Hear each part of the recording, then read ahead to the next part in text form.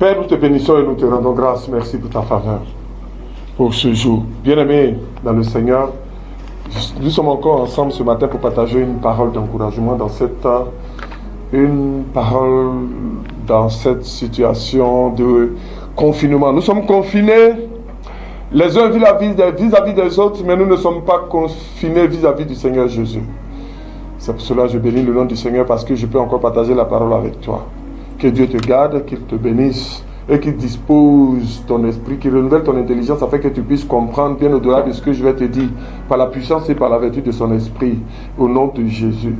Nous allons partager en cet instant une parole et le thème, c'est un autre esprit. Ce sera une série d'enseignements sur avoir un autre esprit. Dans ces conditions dans lesquelles nous sommes aujourd'hui, avec les nouvelles qui viennent de partout, 1000 morts par jour, 1500 morts par jour, 130 contaminations, 340 en Côte d'Ivoire, ainsi de suite, et les différentes informations que nous voyons aujourd'hui, tous les médias, toute la presse, tout Facebook et tout l'environnement dans lequel nous sommes abreuvés de différentes informations qui, à 90%, sont totalement alarmistes.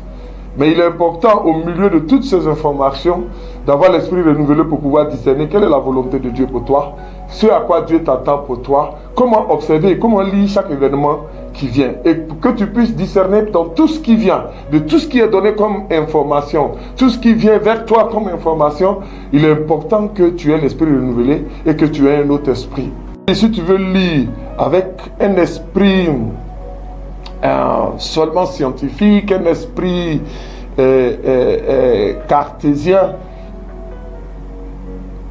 c'est pas d'être cartésien, mais si tu lis avec l'esprit du monde, seulement avec ton intellect, tu risques de faire fausse route et tu risques de te détruire toi-même. Pour que tu puisses voir dans tout ce flot d'informations qui viennent vers nous, que tu puisses discerner au milieu de tous ces flots-là, quelle est la volonté de Dieu, qu'est-ce que Dieu dit, qu'est-ce que Dieu est en train de faire. Il est important pour toi que tu aies l'intelligence renouvelée et que tu sois habité par un autre esprit que celui que le monde veut que nous ayons. C'est pour cela que je vais bénir le nom du Seigneur. Dans ces moments troubles pour la vie de l'apôtre Zacharie Adetola, qui a écrit un livre, Un autre esprit, qui est aujourd'hui la source de l'inspiration du message que je vais partager avec vous. Donc que Dieu vous bénisse et que chacun veuille bien se disposer afin que le message qui est prêché, quand une parole sera donnée, que vous ayez la capacité de comprendre 5 fois afin que le nom du Seigneur soit béni. Nous allons donc partager notre texte dans le livre de Nombre 14, du verset 22 au verset 24. Nombre 14, du verset 22 au verset 24. Et je lis la parole de Dieu. Tous ceux qui ont vu ma gloire et les prodiges que j'ai faits en Égypte et dans le désert, qui m'ont tenté déjà 10 fois et qui n'ont point écouté ma voix, tous ceux-là ne verront point le pays que j'ai juré à leur père de leur donner. Tous ceux qui m'ont méprisé ne le verront point. Et parce que mon serviteur Caleb a été animé d'un autre esprit et qu'il a pleinement suivi ma voix, je le ferai entrer dans le pays où il est allé et ses descendants le posséderont. Ce texte tiré du livre de Nombre est un texte, et je voudrais partager avec vous le contexte très rapidement. Le peuple d'Israël est arrivé à la porte de Canaan. Vous savez, Canaan est la terre que Dieu avait promise depuis Abraham. Il a renouvelé cette promesse à Isaac et à Jacob. Il a dit, vos enfants, votre descendance sera esclave en Égypte pendant 400 ans, et après ces 400 ans, je les prendrai, je les amènerai vers cette terre où coule le lait et le miel. Cette terre promise, cette terre du bonheur, cette terre de joie, cette terre de paix, cette terre de prospérité pour les enfants d'Israël. Et après Abraham, après Isaac, après Jacob, parmi les enfants de Jacob, il y a eu Joseph qui était devenu le vice-roi, si on veut le dire comme ça, de l'Égypte. Les enfants d'Israël sont effectivement, comme Dieu l'avait déjà prophétisé, se sont rendus en Égypte. Et à partir d'un moment, quand le roi qui a connu Joseph est parti, est mort, ces enfants qui ont venu n'ont pas connu Joseph, n'ont pas connu tous les bienfaits des enfants d'Israël, des fils d'Israël. Et ceux-là ont mis les enfants d'Israël en captivité, en servitude. Ils étaient devenus esclaves en Égypte, comme Dieu l'avait déjà prévu, comme Dieu l'avait déjà proclamé. Donc voilà ce peuple d'esclaves qui se sont multipliés. Ils ont été en esclavage pendant 400 ans. 400 ans plus tard, presque quand les 400 ans sont presque finis, Dieu a suscité un sauveur. Dieu a suscité quelqu'un, un libérateur, pour les enlever dans ce lieu, pour les retirer de ce lieu. Et c'est lui qui avait la charge et la responsabilité de les conduire dans la terre d'Israël, dans la terre de leur promesse, dans la terre où, sur la terre, sur le territoire, là où coule le lait et le miel, selon la parole de l'Éternel. Et Moïse est venu à cause de ses faiblesses. Moïse a dû retarder le départ du peuple de 30 ans. Parce que lui-même qui a voulu d'abord utiliser ses propres moyens pour délivrer le peuple d'Israël en tuant, en se faisant juge, a dû être, par un concours de circonstances, il n'y a pas de hasard en Dieu, être conduit chez quelqu'un qu'on appelait Jéthro. Et c'est chez Jéthro, il a appris à gérer le peuple, il a appris à être patient, il a appris à conduire, il a appris à être patient, parce que s'occuper d'un troupeau, c'est apprendre la patience. Et sur ce lieu, quand le temps de Dieu est arrivé, et que Dieu a trouvé que Moïse avait acquis assez de patience, que Moïse avait acquis les caractéristiques, l'attitude et surtout les aptitudes qu'il fallait pour pouvoir conduire son peuple, il a plu à Dieu de se révéler à lui au travers d'un buisson ardent, d'un feu, dans un buisson qui ne se consumait pas, de se révéler à lui, et ensuite de l'envoyer libérer le peuple d'Israël. Il est parti, il a manifesté, Dieu s'est manifesté puissamment au travers de Moïse, au travers de 10 plaies que tout le peuple a vues. Et après ça, le peuple a pris confiance, après avoir vu tous ces puissants miracles que Dieu a fait. Et le dernier miracle était la mort des enfants, les enfants de tous les premiers-nés du royaume. Aucun enfant d'Israël n'a été touché parce que Jésus-Christ spirituellement avait déjà été livré au travers de cet agneau et son sang parlait déjà en faveur de son peuple. En attendant le moment où allait s'accomplir cette promesse que nous attendions, que l'humanité attendait et dont l'accomplissement a déjà eu lieu il y a plus de 2000 ans. Donc, quand le peuple a vu tous ces miracles, Dieu a touché le cœur des Égyptiens qui ont payé au peuple d'Israël tout le travail d'esclavage qu'ils ont fait. C'est une façon de dire que crédit de Dieu. Avec Dieu, aucun crédit ne reste à l'étranger. Le peuple d'Israël a servi comme esclave pendant 400 ans. Même si leurs parents n'ont pas pu bénéficier des acquis et qui sont morts en temps, mais leurs descendants ont été payés pour tout ce que leurs parents ont fait comme travail. Donc, le travail d'esclavage qu'ils ont fait a été payé, rémunéré à travers l'or et toutes les richesses que les Égyptiens leur ont données pour soi-disant aller adorer leur Dieu dans le désert. Donc voilà ce peuple qui est sorti. Et pendant qu'ils étaient en train de marcher dans le désert, Pharaon, dont le cœur a changé d'avis, a pris son armée pour les poursuivre. Le peuple d'Israël a vu de leurs propres yeux une nuée de poussière qui s'est levée, un ange s'est mis. Le peuple, Pharaon qui venait ne voyait pas le peuple. Et le peuple aussi ne voyait pas Pharaon. Il y avait un grand mur qui les séparait, un mur de vent, un mur de poussière. Jusqu'à ce que le peuple arrive au bord de l'eau. Là encore au bord de la mer, Moïse, par la puissance de Dieu, a séparé la mer. Le peuple est passé les pieds secs. Et tout le peuple a vu. Je dirais même que pendant qu'ils étaient en train de traverser cette eau, ils voyaient les poissons qui nageaient des deux côtés. Et ils ont traversé cette eau. Arrivés de l'autre côté, l'eau, les Égyptiens arrivés dans l'eau, le peuple a encore vu l'armée égyptienne presque entièrement engloutie dans ces eaux. Ils ont vu ce miracle. Pendant qu'ils marchaient dans ce désert, ils étaient un peuple qui était des esclaves. Ils étaient un peuple qui était des esclaves, donc ils n'avaient pas d'armes. Ils n'avaient que leurs dabas, leurs fourches, leurs pioches, tout ce qu'ils avaient comme matériel de travail. Ce peuple désorganisé se trouvait en face d'une puissante armée dans le désert. Mais je vous dis, avec leurs dabas, leurs pioches, leurs fourches, avec tout ce qu'ils avaient, avec leurs casseroles, avec leurs louches, ils sont allés, ils ont combattu, conduits par Josué, pendant que Moïse avait les mains levées, et le peuple qui était désordonné, un groupe d'esclaves, contre une armée bien organisée par la puissance et l'intervention de Dieu, ont vu la main de Dieu intervenir et ils sont encore sortis victorieux. Ce même peuple, pendant qu'ils marchaient dans le désert, la Bible dit que leurs chaussures ne se gâtaient pas. Jésus, notre Dieu, le Dieu, l'Éternel des armées, notre Dieu, Jésus-Christ de Nazareth, était lui-même leur cordonnier. La Bible dit que leurs habits ne se déchiraient pas. Eux-mêmes, ils voyaient cela. Leurs chaussures, non seulement ne se détruisaient pas, mais leurs habits ne se gâtaient pas. Leurs habits ne se déchiraient pas. Et la Bible dit qu'ils ont fait près de 40 ans dans le désert. Leurs habits ne se déchiraient pas. Pendant qu'ils étaient dans le désert, ils avaient Jésus-Christ de Nazareth comme couturier principal qui entretenait leur tenue vestimentaire. Et pendant qu'ils étaient encore dans le désert, la nourriture n'était point préparée par des femmes. La nourriture n'était point préparée par des personnes. La Bible dit que la nourriture du peuple d'Israël venait du ciel. C'était du pain qui était déjà préparé depuis les cieux et qui descendait, dont ils se nourrissaient. Quand ils ont eu assez du pain et qu'ils ont voulu de la viande, la Bible dit que les cailles venaient du ciel, la viande venait du ciel et les gens la faisaient cuire et ils accompagnaient le pain pour se nourrir. Ça veut dire que ce peuple-là a vu Dieu faire ses 10 plaies, a vu tous ces miracles tout au long de ce chemin et ont glorifié Dieu. La Bible même nous enseigne qu'arrivés au pied d'une montagne, ils ont dit non, pourquoi c'est à Moïse seul que Dieu parle? Dieu dit bon, je vais vous parler. Ils ont vu la gloire de Dieu descendre, à tel point que, remplis de frayeur, eux-mêmes ont renoncé à entendre Dieu leur parler. Ils ont dit Moïse, va à toi seul, et qu'il te parle à toi seul, et puis toi tu vas venir nous parler. Ce peuple-là, ils ont vu la gloire de Dieu. Chaque jour, ils ont vu les miracles que Dieu a fait. Arrivés sur la terre promise, ils ont envoyé un enfant par tribu d'Israël, donc 12 personnes. 12 personnes d'Israël, 12 jeunes personnes ont été envoyées comme espions pour aller faire le tour, pour explorer le pays et venir pour voir si le pays est comme Dieu leur avait promis. Et ces 12 qui sont revenus sont venus faire le compte rendu.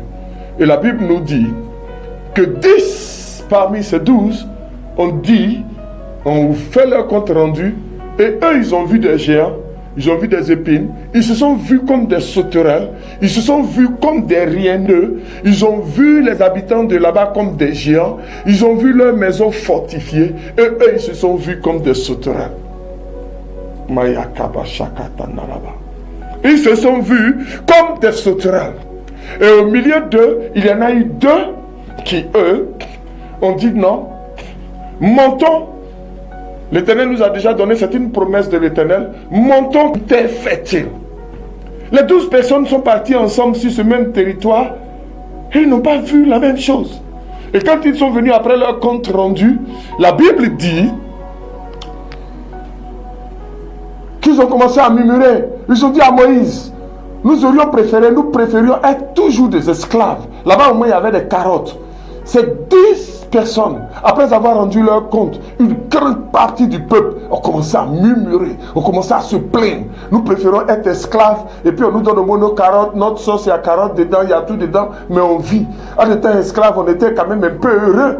Si c'est pour nous envoyer ici, pour nous détruire par des géants et par leurs forteresses, vraiment, valait mieux être esclave. 2 parmi ces 10 ont dit non. Nous y avons vu le lait et le miel. Après qu'ils aient fini de rendre compte et que pendant qu'ils faisaient tous ces murmures, c'est en ce moment-là que l'Éternel, notre Dieu, a pris la parole pour déclarer la parole qui fait l'objet de notre parole aujourd'hui, de notre texte aujourd'hui. Il a dit, tous ceux qui ont vu ma gloire et les prodiges que j'ai fait en Égypte et dans le désert, qui m'ont tenté 10 fois et qui n'ont point écouté ma voix, tous ceux-là ne verront point le pays que j'ai juré à leur père de leur donner. Tous ceux qui m'ont méprisé ne le verront point. Voilà la sentence qui est tombée pour ceux qui, quand ils sont arrivés sur la terre de Canaan, n'y ont vu que des géants et se sont vus comme des sauterelles. Et maintenant, pour ceux qui ont vu ce que Dieu a vu, Dieu dit, et parce que mon serviteur Caleb a été animé de notre esprit et qu'il a pleinement suivi ma voie, je le ferai entrer dans le pays où il est allé et ses descendants le posséderont. Chers frères et sœurs, nous voilà en face d'une situation où il y a 2 groupes de personnes. Un groupe est parti, voilà ce qu'ils ont vu, et voilà la sentence qui est tombée. Un autre groupe de 2 personnes est parti, et aussi ils ont vu, ils ont rendu leur compte, et une sentence est tombée pour eux. Ceux qui ont vu autre chose que ce que Dieu a vu, ils n'ont pas pu entrer dans la terre de Canaan et ils ont été condamnés à mourir. Et ceux qui ont vu ce que Dieu a vu, ce que Dieu a promis, ceux-là ont pu entrer dans leurs promesses. Je voudrais te parler, toi qui m'écoutes. Aujourd'hui, il y a beaucoup d'informations qui viennent dans le cadre du coronavirus. Il y a beaucoup de géants qui se présentent devant nous. Chaque jour, les informations sortent de tous côtés. Chaque jour, on envoie différentes informations. Et chaque jour, nous sommes bombardés. Facebook, les journaux, France 24, toute la presse ne parle que des milliers de morts. Même les organisations internationales ouvrent la bouche. Et chacun annonce l'apocalypse pour l'Afrique. Les gens disent, en Afrique, il y aura des milliers de morts. Tout le monde s'inquiète. Pendant qu'il y a plein de personnes qui sont en train de mourir en Europe. On s'inquiète et on dit qu'en Afrique, ce sera l'hécatombe. Les gens te disent qu'en Côte d'Ivoire, ce sera l'hécatombe. Dans ton pays, dans cette Afrique-là, ce sera l'hécatombe. Et chaque jour, nous entendons ce genre d'informations. Mais toi, la question que je vais te poser, qu'est-ce que Dieu t'a dit? Qu'est-ce que Dieu nous a dit? Quelles ont été les promesses de Dieu pour notre nation? Quelles sont les promesses de Dieu pour l'Afrique? Quelles sont les promesses de Dieu? Quel est le dessein de l'Éternel pour l'Afrique? Qu'est-ce que Dieu a dit avant que pour l'Afrique? Qu'est-ce que Dieu avait dit pour l'Afrique? Qu'est-ce que la parole de Dieu nous enseigne par rapport au dessein de Dieu pour l'Afrique? Si tu vois, tu sais, tu entends, tu comprends et que tu acceptes ce que sont les promesses de Dieu pour l'Afrique, quel est le dessein de Dieu pour l'Afrique, alors tu seras une personne qui pourra bénéficier de ces promesses de l'Éternel. Mais si aujourd'hui, tu continues à regarder et à n'avoir que le regard fixé sur toutes ces nouvelles sombres qui arrivent, oh, tu seras sûrement parmi ceux qui risquent d'être emportés et qui n'auront pas la grâce de voir ce que le monde sera après le coronavirus. Et la Bible nous dit que ceux qui ont pu bénéficier, ceux qui ont pu entrer dans les promesses de l'Éternel, c'est ceux-là qui ont vu, c'est ceux-là qui ont été habités d'un autre esprit. Un autre esprit. Il a dit Caleb, il dit, et parce que mon serviteur Caleb a été animé d'un autre esprit et qu'il a pleinement suivi ma voie, je le ferai entrer dans le pays où il est allé. Nous avons tous entendu les promesses de l'Éternel pour notre pays, la Côte d'Ivoire et pour l'Afrique. Pendant tout ce temps, nous allons partager sur la série Un autre esprit. Nous allons voir quel est cet esprit, qu'est-ce qui caractérise, comment pouvons-nous être animés de cet esprit afin que quand ce virus, quand ce fléau passera, qu'il puisse passer au-dessus de nous. Parce que nous aurons eu la grâce. Nous étant laissés enrobés, nous nous étant laissés remplis, dirigés par un autre esprit. Nous aurons eu le regard fixé sur les promesses de Dieu. Il dit un autre esprit. Pour ce jour, je voudrais m'arrêter là et t'appeler à réfléchir. C'est quoi cet autre esprit qui a permis à Caleb et à Josué d'être retenus pour voir les promesses de Dieu s'accomplir, bénéficier, jouir de ces promesses? C'est vrai qu'il y a coronavirus. C'est vrai que les gens ont fait leur programme. Les gens ont déjà tout planifié. Les informations arrivent. Mais qu'est-ce que Dieu a dit pour toi? Quelles sont les promesses de Dieu pour ton pays? On a dit la Côte d'Ivoire, deuxième nation de Christ. Tous les chrétiens s'accordent à dire que la Côte d'Ivoire, notre nation, est une nation qui a un rôle à jouer dans le projet de Dieu pour les derniers temps, pour la moisson des derniers temps. Toi, quel rôle? Comment vois-tu ta participation? À quelle place, à quelle position te vois-tu dans l'accomplissement des desseins parfaits de l'Éternel pour notre nation? Pour que tu puisses le voir, pour que tu puisses discerner toutes ces choses, il te faut un autre esprit. Et je voudrais, à ce moment de mon propos, t'inviter à suivre les différents messages qui vont suivre. Parce que nous allons avoir une série de messages sur un autre esprit. Et je voudrais que tu ne rates aucune de ces séries, afin que quand ce flot passera, toi, tu puisses être encore là, afin que tu puisses être de cette génération qui verront la gloire de Dieu, verront les promesses de l'Éternel s'accomplir pour notre pays, qui verront toutes les paroles proclamées par Jésus-Christ de Nazareth sur notre pays, la Côte d'Ivoire, s'accomplir. Celui qui fera partie de la génération qui verra et qui vivra ces paroles, qui sera un instrument dans ces paroles. Il faut que tu sois parmi la génération de ceux qui auront la grâce de voir l'Afrique jouer son rôle, continuer à jouer son rôle. La Bible nous enseigne que quand même on a voulu détruire Jésus, c'est en Afrique il est venu. se cacher. Bien avant lui, que le peuple d'Israël, pour qu'il devienne un peuple, pour qu'il puisse se multiplier, Dieu ne l'a pas envoyé en Europe, Dieu ne l'a pas envoyé en Asie, Dieu ne l'a pas envoyé en Amérique, Dieu l'a envoyé encore en Afrique. C'est là qu'ils ont été multipliés avant d'aller prendre possession. Il y a quelque chose, Dieu a un dessein parfait, Dieu a des desseins parfaits pour l'Afrique. C'est pourquoi il ne faut pas que tu désespères, mais pour que tu puisses voir ce que Dieu a prévu pour toi, pour que tu puisses discerner quelle est la volonté, quel est le plan de Dieu pour toi. Il est important que tu puisses suivre toutes les autres séries. Il est important parce que tu as besoin d'être animé par un autre esprit.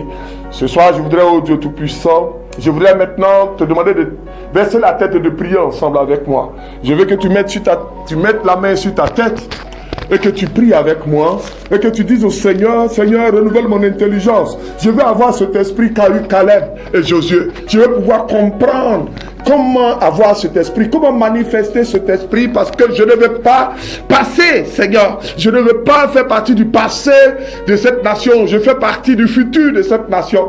Et tu déclares sur ta vie et tu pries, tu dis, Seigneur, je déclare sur ma vie que je fais partie de ceux au travers desquels tu accompliras tes desseins parfaits, tes promesses merveilleuses pour la Côte d'Ivoire, notre pays, et pour l'Afrique, notre continent. Je sais que tu as de bons projets. Je sais, Seigneur, que tu ne changes pas. Ce que tu as fait hier, tu le fais aujourd'hui. Et je crois que l'Afrique, Seigneur, est le continent qui permettra au monde d'être sauvé à un certain moment donné de son histoire, comme il a été déjà dans l'histoire passée. Et je crois que ce que tu as fait hier, Seigneur, pour l'humanité en te servant de l'Afrique, tu le feras encore. Et les promesses, tes promesses pour la Côte d'Ivoire s'accompliront. Et je vais déclarer ce soir, Père, qu'au nom de Jésus-Christ de Nazareth, que ton esprit, un esprit nouveau, un esprit renouvelé, une intelligence renouvelée, un autre esprit m'habite, afin que, Seigneur, ayant l'esprit renouvelé, je puisse voir quels sont tes desseins parfaits pour cette nation, et surtout, Seigneur, discerner ce à quoi tu m'attends dans cette nouvelle Côte d'Ivoire, dans cette nouvelle Afrique, dans ce nouveau monde qui vient après le passage de ce virus. Au nom de Jésus, j'ai prié que la grâce de Dieu, que sa faveur ne te fasse point défaut, et à bientôt pour la suite de ce message.